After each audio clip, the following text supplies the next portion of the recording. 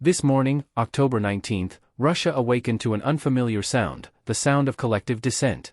From Moscow to Ekaterinburg, from Novosibirsk to St. Petersburg, citizens have taken to the streets in growing numbers, demanding what only months ago was unthinkable, the resignation of Vladimir Putin. What began as muted frustration over rising prices, military losses, and political stagnation has erupted into a nationwide chorus of defiance.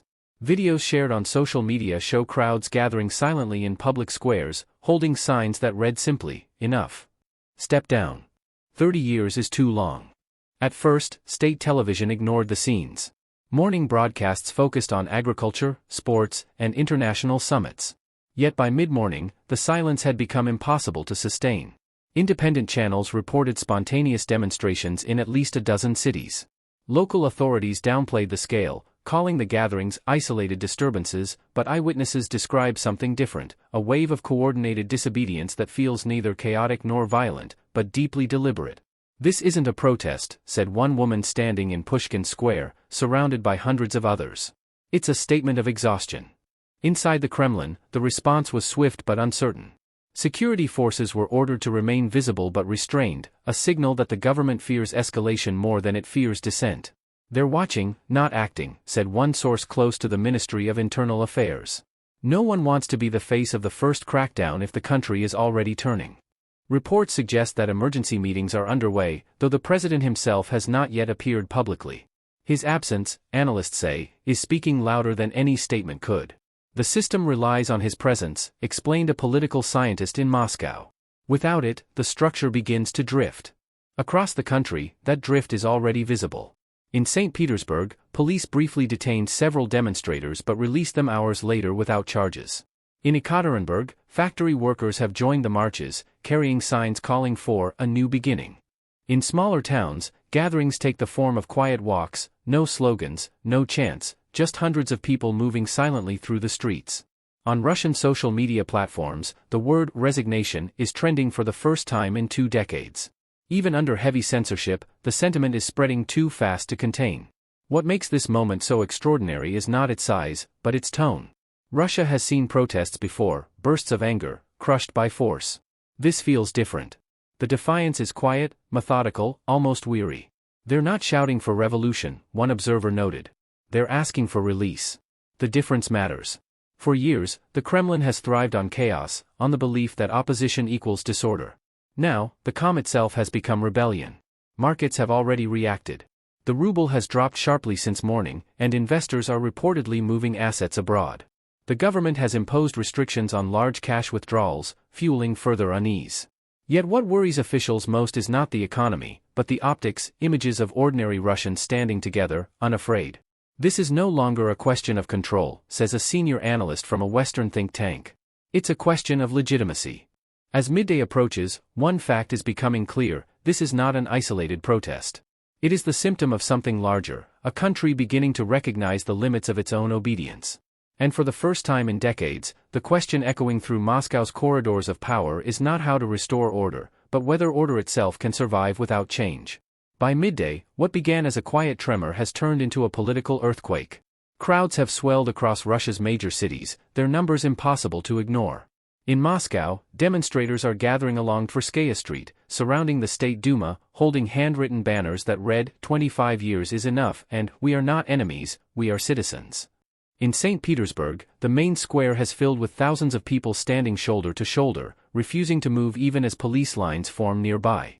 "We came with nothing," one man says into a live stream. "No slogans, no flags, just truth." The image has already become viral, shared across encrypted channels faster than authorities can take it down. Inside the Kremlin, confusion reigns. According to multiple sources, the president has been briefed hourly since morning, but so far, he has refused to address the nation. "He doesn't want to appear defensive," says one insider, but his silence is making him look invisible. The presidential administration has reportedly issued contradictory orders, first to disperse protesters quietly, then to hold back to avoid bloodshed.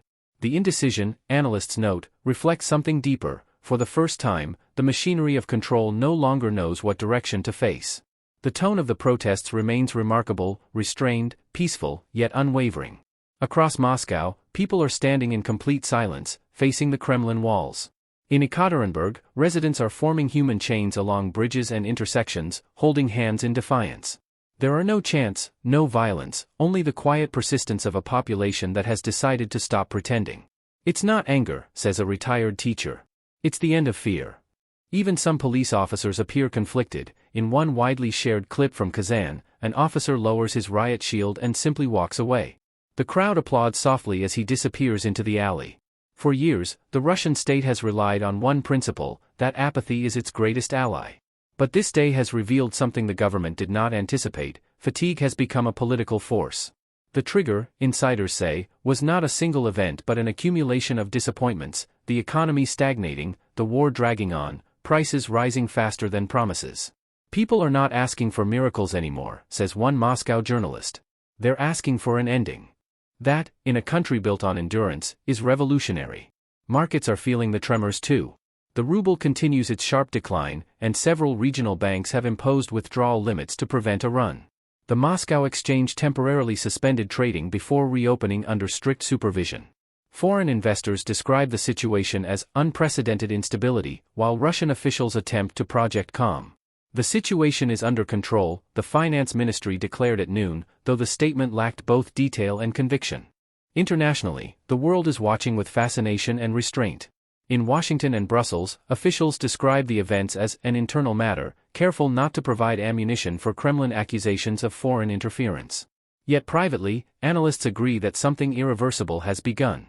This is not just dissent, one European diplomat said. This is decomposition, a system eroding from within. By now, the calls for resignation have grown louder, no longer confined to social media. In Moscow, a group of university professors has released an open letter demanding a peaceful and constitutional transition of power. In Novosibirsk, factory workers are circulating petitions calling for renewal of leadership. State television has attempted to portray these developments as isolated expressions of dissatisfaction, but leaked internal documents show rising concern among regional governors. If Moscow hesitates, one report warns, regions may begin to act independently. Across Russia, a strange mix of calm and tension fills the air. People walk together, not shouting, not fighting, but moving with purpose. For a nation long accustomed to obedience, the act of walking feels radical. We've stopped asking for permission, a young protester in St. Petersburg told reporters. We're giving notice. And yet, the government's next move remains unclear.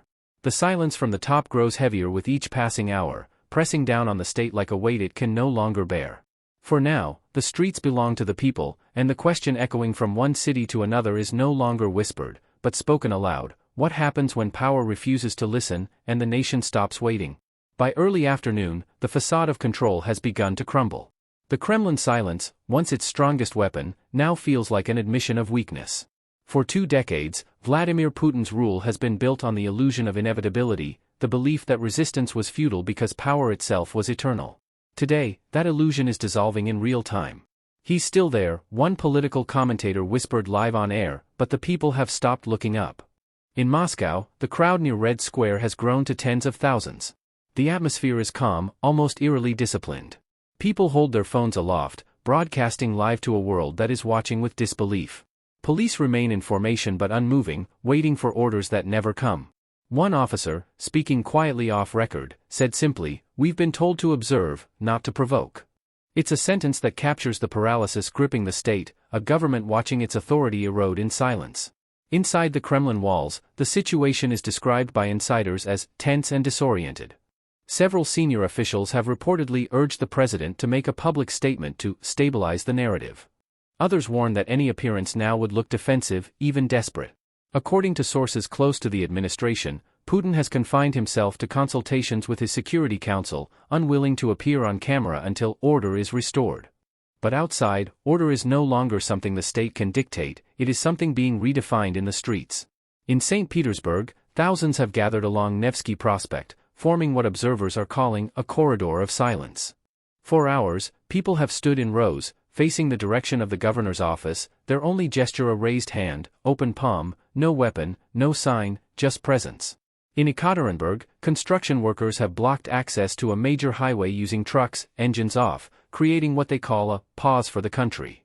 The message is spreading: the protests are not about chaos, but exhaustion. "We're not revolutionaries," said one participant. We're citizens who've run out of patience. By mid-afternoon, fissures within the elite have begun to show. According to leaked communications, several regional governors have refused to send reinforcements to Moscow, arguing that local tensions are already high. In the Duma, a small group of deputies is said to be drafting an appeal for national dialogue, an unprecedented gesture in a legislature long synonymous with unanimity. One insider described the mood bluntly: loyalty is no longer guaranteed. Everyone is calculating what happens after. Economically, the pressure is mounting. The ruble has fallen to its weakest level in years despite emergency interventions. Supermarkets in several southern regions report shortages as distribution networks falter. The central bank has urged citizens to remain calm and avoid speculative behavior, a phrase that, to most Russians, sounds like a warning that worse is coming. At the same time, Western media are broadcasting images of the crowds across Europe and the United States, framing them as the most significant public challenge to Putin's rule since its beginning. For the first time, Russian state television has broken from its script. During a midday broadcast, a news anchor appeared visibly unsettled as footage of small gatherings played behind her. Citizens have the right to express concern, she said, hesitating slightly before moving on. The phrase, carefully chosen, but deeply symbolic, has already been dissected by commentators as a subtle acknowledgement that this movement can no longer be called marginal. In authoritarian systems, language often shifts before policy does. Today, that shift has begun. Meanwhile, the streets are holding. No violence, no escalation, just presence. Protesters have organized food lines and medical volunteers, coordinating through encrypted apps. Donations are flowing in from across the country. In one remarkable scene, a group of veterans approached riot police in Moscow, saluting them before standing in silence beside the protesters. The moment spread online instantly. It was as if two Russias looked at each other, said a journalist who witnessed it. One realized the other was no longer afraid. Abroad, governments are reacting cautiously. Western leaders are avoiding public statements, wary of being blamed for external interference. But in diplomatic circles, a single phrase is circulating: post-Putin planning. No one knows what it means yet, not even those who speak it. Still, the idea itself marks a shift. What once seemed unthinkable has entered the realm of possibility. By now, dusk is beginning to fall over Moscow, and the lights of the city are flickering on. Crowds remain, quiet but unyielding, their reflections shimmering across wet streets. Inside the Kremlin, officials watch from windows high above Red Square, their faces drawn. They're waiting for him to speak, says one aide.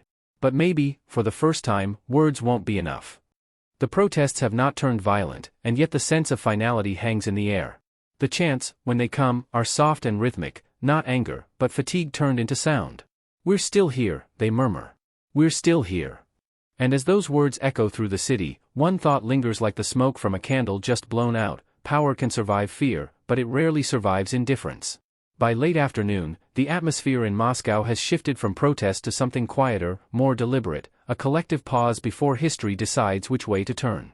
The crowds are no longer growing, they are settling in, as if the nation itself has entered a long exhale. For hours, people have stood in the streets without moving, their presence itself becoming the message. We have no leaders, one student explains to a foreign journalist. We don't need them. The silence speaks louder than any speech. Inside government circles, that silence has become unbearable.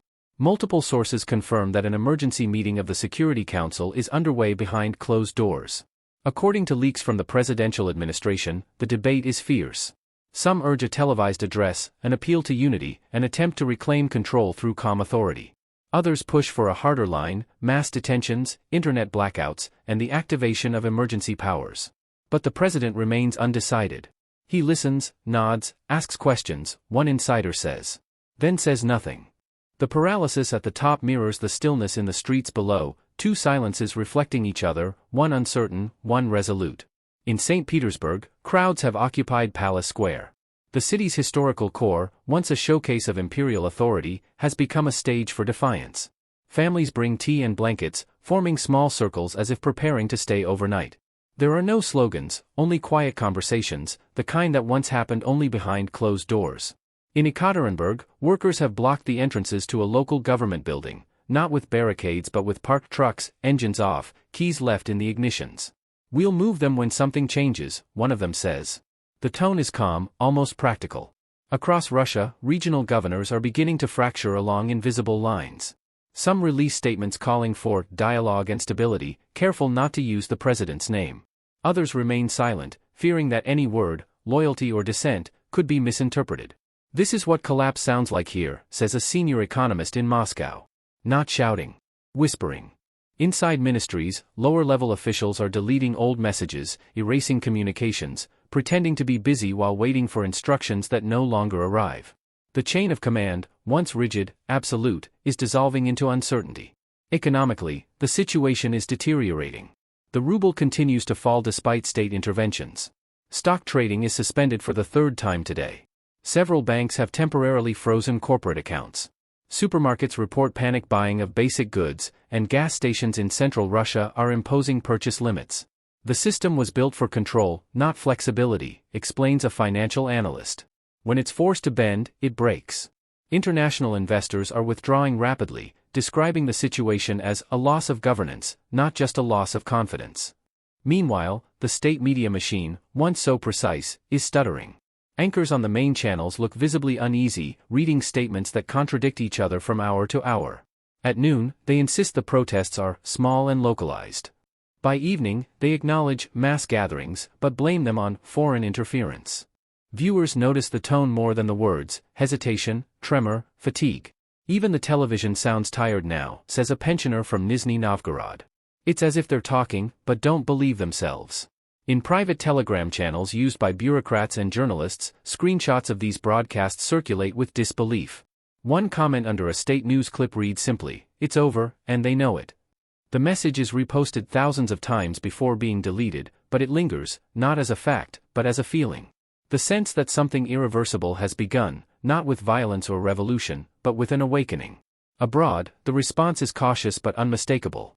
European and American officials avoid the word transition, preferring phrases like developing situation and internal evolution.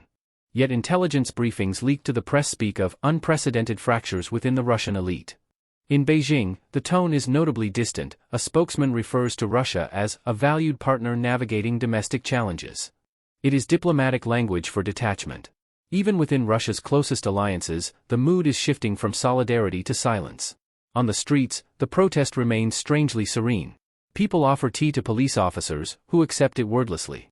Children sit on the steps of public buildings, drawing chalk outlines of doves and writing the word change.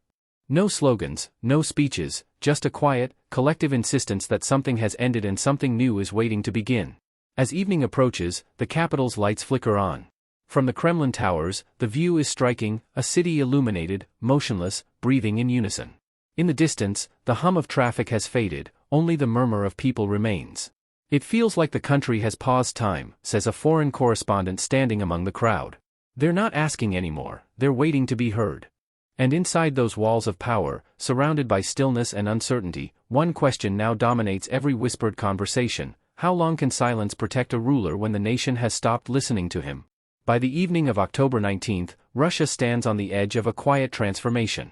The protests have not dispersed, they have settled, as if the entire country has chosen to hold its breath and wait for an answer that never comes. The images from across the nation are striking: crowds illuminated by streetlights, people standing shoulder to shoulder in the cold, not shouting, not moving, simply refusing to leave. The stillness, once the state's greatest weapon, now belongs to the people. "We've lived in silence for so long," one man in Moscow says, looking toward the Kremlin. "Now silence is ours." Inside the presidential residence, that silence has turned into isolation. Sources close to the Kremlin describe an atmosphere of disbelief bordering on paralysis.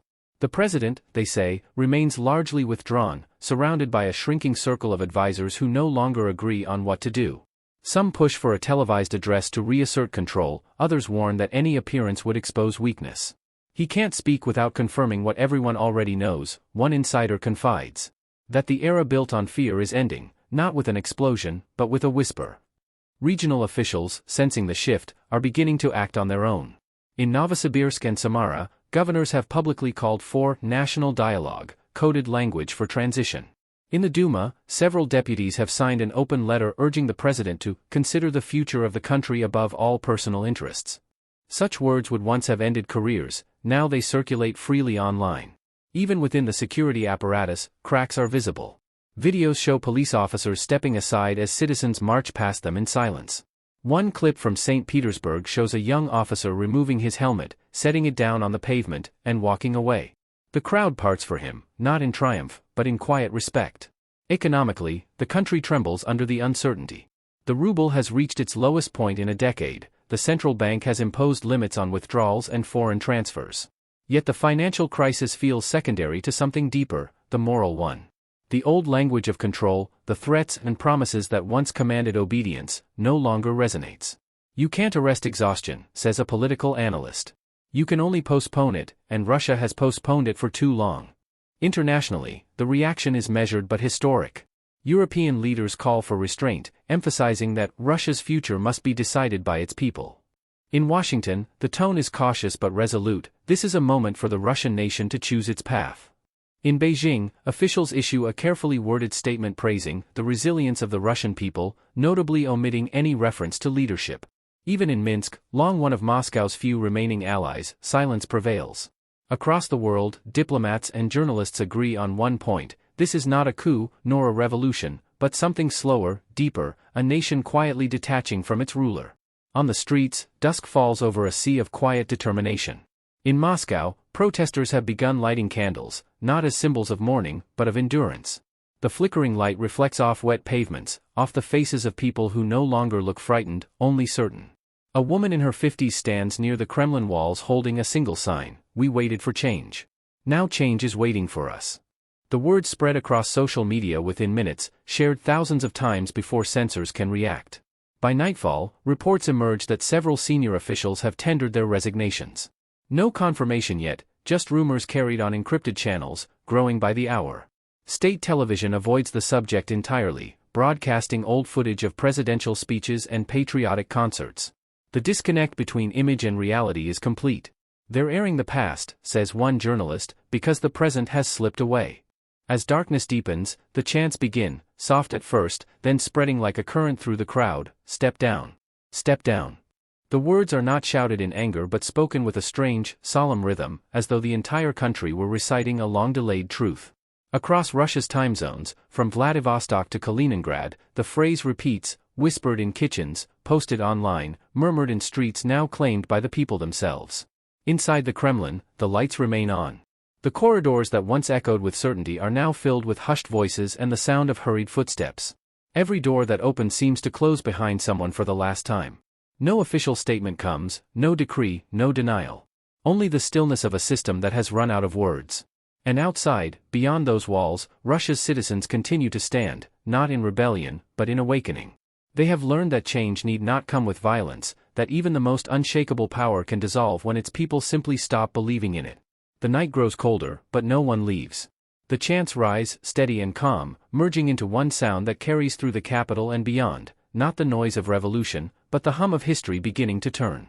For more than 2 decades, the Kremlin's authority rested on a single premise: that nothing could move without its command. Tonight, for the first time, the movement belongs to the people. And as the candles burn low and dawn begins to edge across the horizon, one truth emerges from the quiet: regimes fall loudly, but eras end in silence.